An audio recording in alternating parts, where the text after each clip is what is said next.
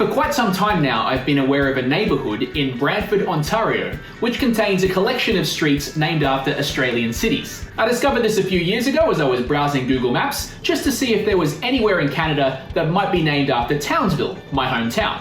And wouldn't you know it, but I discovered Townsville Court alongside Adelaide Avenue, Brisbane Boulevard and Melbourne Crescent. So tomorrow, I've decided I'm going to do a 110km bike ride from Toronto to Brantford just to see these Australian street signs for myself. And along the way, I'm going to take some video of my journey. Welcome to another Ontario bike trip. This one takes me 200 k's from Toronto to Brantford and back. It's about 7:45 on Friday morning and I'm about as rubbed up as it gets for a bike ride because it's -3 degrees out here. It's going to be a very cold one. I've barely done a couple of kilometres. I'm only at Queen and Bay and I've stopped to put my mask on because the cold is just so biting. I mean, that's how chilly it is right now. Look at all that steam escaping. Today's ride will take me along the Waterfront Trail through Toronto, Etobicoke, Mississauga, Oakville, Burlington and Hamilton before branching off on the Hamilton-Brantford Rail Trail. Despite the cold, it was a very quiet and pleasant ride through downtown Toronto. I should cycle at this time of the morning more often. There's nobody here. Right behind me is Sunnyside Beach, where twice now I've joined the Toronto Polar Bear Club, hence the logo on my hat. On New Year's Day, there's crowds of sometimes up to 500 people who gather here at Sunnyside Beach and jump into the lake when the water is something ridiculous like -3 degrees. It's a blast. I came around the corner here in Etobicoke and I found these Easter decorations in somebody's front yard. Very cool. I think this little guy here is a koala. Just around the corner here are these giant billboard-shaped planks of timber that are stuck into the ground. I've always wanted to see what they're all about, so today I'm going to stop and check them out. I'm not really sure, but I'm guessing these structures have something to do with physical training, maybe for the military, like you climb to the top and jump over and run ahead to do the next one. Something similar to what you do in Tough Mudder. This place is definitely not for climbing. This is really not something I expected to find, but a collection of bike handlebars. This whole grounds is just really interesting. What even is this place? I also found a no trespassing sign, which is usually a good indication that it's worth trespassing, especially when a hole on the fence makes it extremely easy to do so. It's quite an impressive structure. I'm very curious about its purpose. I'm going to have to research when I get home. And research I did. It turns out this was the site of the Long Branch Outdoor Rifle Range, which dates back to 1891, with the wooden baffles and concrete backdrop being built in the early 20th century. So yes, it was used for military purposes, but as a training ground for the Boer War and the two World Wars, rather than for physical activity as I suspected. An astounding piece of Canadian military history.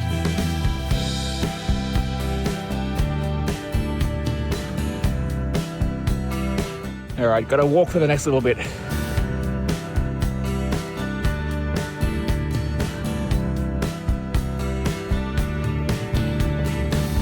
I stopped for a walk along Cobble Beach, which is made from these stones, which are basically eroded sewage pipes that are just piled up along here over the years. Pulling into downtown Oakville now. Whenever I'm here, I like to get a coffee from a little cafe called Tribeca. Well, something nice just happened in there. I was waiting for my coffee and the woman next to me asked if I was Australian because she recognised the Aboriginal artwork on my mask. I've reached Burlington. I was originally planning to stop here for lunch, but it's still early and I'm not hungry yet, so I'm going to keep going another 12 kilometres to Hamilton.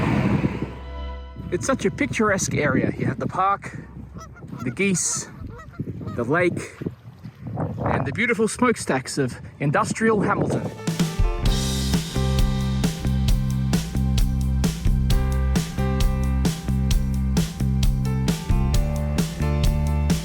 It's a decent view over Long Pond. The water's a bit brown, but still nice to see. So damn cold to be drinking beer on a patio. At least the weather's in the positives now, 3 degrees. I took lunch at the West Town Bar and Grill on this quaint Hamilton street before continuing on my journey to Brantford. I've made it onto the Hamilton-Brantford Rail Trail, which certainly lives up to its name. If all goes well, there should be 40 kilometres of smooth, flat, dedicated bike path to get me into Brantford.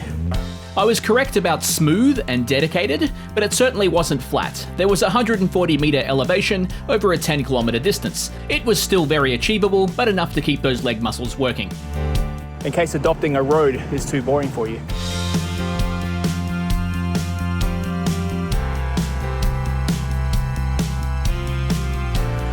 I love that out here, literally in the middle of nowhere, there's one of these community libraries. It's a pity about the guy in the background with the chainsaw, ruining the serenity for everyone.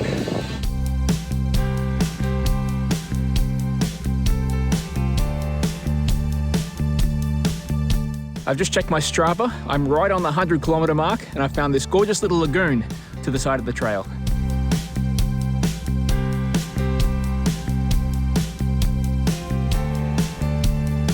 What the hell is this thing? I've been on the rail trail now for 18 kilometres, about 105 k's for the day. And to be honest, I'm starting to feel quite fatigued. And it's just because I've been out for, nearly 8 hours now. And the cold weather is really getting to me. It's been 3 degrees, and then as soon as the wind picks up and hits you in the face, it drops it down to probably -3. It's quite draining on your body. But I can't complain. It's a beautiful sunny day. The scenery is spectacular. I just need to replenish myself with a protein bar and get moving again. I made it to Brantford. By this stage, I was very eager to find what I came looking for. I'm gonna head off the trail now and try to find Townsville Court. This neighbourhood I've turned into seems quite nice and family-oriented. I don't mind it. So here's the first of the Australian-named streets. Adelaide Avenue. Townsville Court should be just around the corner here. Before I went on my trip, I checked with the Brantford City Council about where the streets here got their name. Heather, who happened to be a fellow Aussie, and Victoria from the council, as well as Nathan from the Brant Historical Society, were able to find a locally written book called Signposts, which states, various developers of the area have no idea how the Australian English names of streets and roads came about in this area. They could have been named by Toronto or Windsor developers Eco Home. I guess we'll never know of the Aussie connection, but thanks anyway to the team for their help looking it up.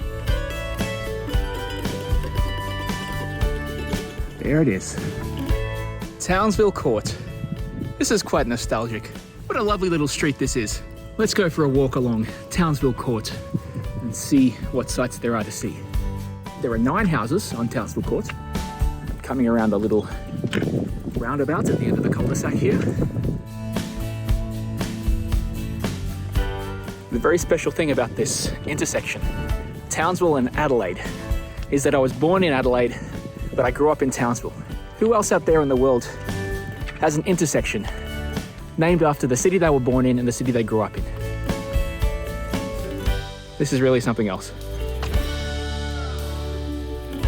I've just pulled up here on Townsville Court and I've met Rob, who lives just across the road here. So Rob's been in Townsville Court for what, 27 years? 20 years, yeah. 20 years. Right. But you're not quite sure how it got its name? No, I'm not sure how it's got its name. It says it's built around the 75, 80s and that, so, but yeah, we got kind of like an Australia village here. Yeah, I'm gonna go check it out very shortly. By all means, so Dan, it was great meeting you.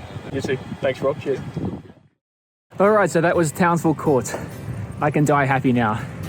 Let's keep going and see what other Aussie street names we can find.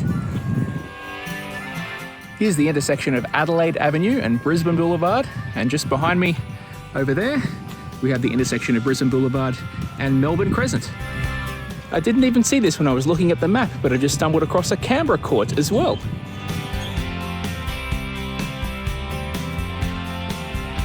I mean, there's no Parliament House, but it'll do. In the middle of this down-under themed neighbourhood, you'll also find Orchard Park, where the locals presumably play Aussie rules football. All right, I'm done. Time to go find my hotel. But you know what? That was totally worth slogging it out 120 kilometres in the -3 degree wind chill to get here to Brantford. I'm very glad I did that. I'm so close to my hotel. I can see it, it's right there. But I've just realized I don't have my sunglasses. God damn it. I think I left them at the street intersection of Townsville and Adelaide. And they're expensive sunglasses. I have to go back. This is so annoying. Nearly there. God, I really hope they're still there on the street corner. Take 2 of getting myself to my hotel. The glasses are not going to come off my face until I get there. Here it is. Thank God for that. All showered and ready to go find something to eat. It took a bit of negotiation to be allowed to bring my bike into my room. Originally they asked if I could lock the bike outside by the picnic tables there, but it's a pretty sketchy area in view of a road. I didn't like the look of it. In the end, I was allowed to bring it in. Tonight is the final night in Brantford where restaurants are allowed to have indoor dining. Originally I was going to go downtown to see if I could find a restaurant to eat at there, but I think with the time in mind, I'm just going to keep it local and find something near the hotel. Taking a much needed sip of whiskey at Krabby Joe's, just next to the hotel, which is right there through the window.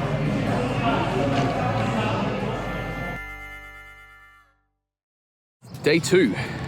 I'm about to head down to Brantford downtown just to grab some breakfast and a cup of coffee. Then I'm going to take the rail trail back to Hamilton, and I'm going to stop by the Borers Falls Conservation Area and go for a bit of a hike. I've just stopped by the Alexander Graham Bell Memorial Gardens, and I've been reminded that Brantford is the city where the telephone was invented by Alexander Graham Bell himself. And there is apparently a historic site, a homestead where he used to live, which is nearby to here. So after I get my breakfast, I'm going to take a little detour and go check out the little museum that's there. I found downtown Brantford to be less appealing than the suburban area, but I'm still happy to have seen what the city had to offer, like this cat.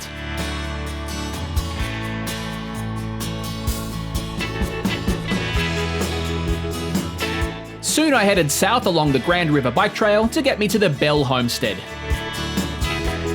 I've arrived at the Bell Homestead. Unfortunately, it's closed for the Easter weekend, but the building can still be appreciated from the outside. This is the actual site where Bell invented the phone. Some of the very first phone calls in the world were conducted between this house and the Dominion Telegraph Company in Brantford.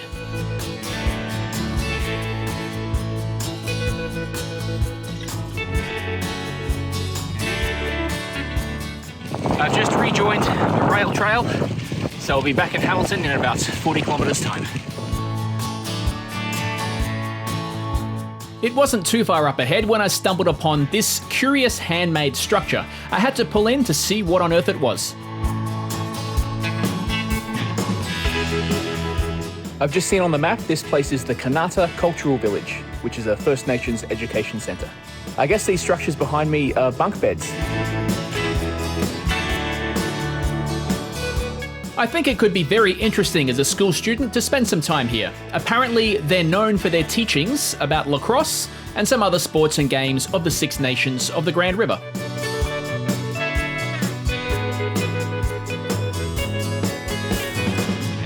I've stopped briefly to look out, but there's nothing much to see. Just past the point where the trail starts to go slightly downhill, I can feel it's become a lot easier to ride. It's going to be quite a lot different from yesterday's uphill challenge.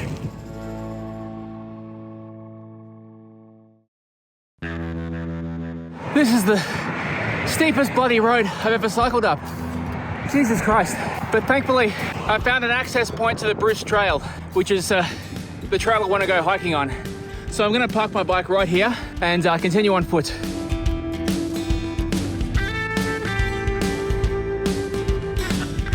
I'm entering the Rock Chapel now, which will lead me to Borers Falls. I came here once before, about 6 months ago, but I entered via the opposite end of the park. It was nice to get a different perspective of the place, including this shack.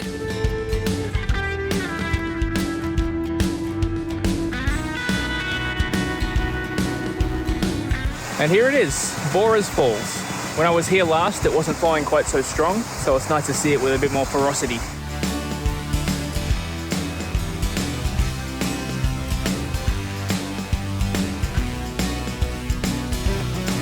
That was a nice break from the bike riding for an hour or so.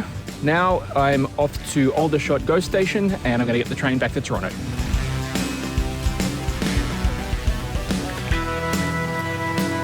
The train station's just down there and I've chosen a pretty good time to go home because those clouds are looking very ominous. Made it to the train station, but I missed the train by about 2 minutes and there's another hour to wait for the next one. So that's about it from me. I hope you enjoyed this bike adventure from Toronto to Brantford to see Townsville Court, of all places. Please consider liking and subscribing if you did. I certainly recommend the Hamilton to Brantford Rail Trail to any cyclists. It's in very good condition and it's easy to achieve, even for beginners. If you're in Toronto and you don't want to do the whole ride from the city, you can skip 70k's by getting the train to Aldershot, or you can of course bus or drive straight to Hamilton.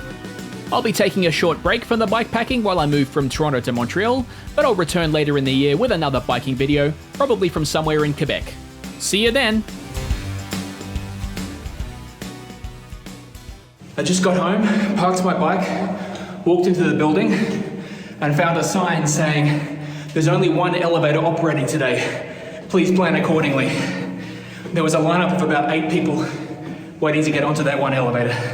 So really I had no choice but to take the stairs. After 200 kilometers worth of cycling, this really hurts.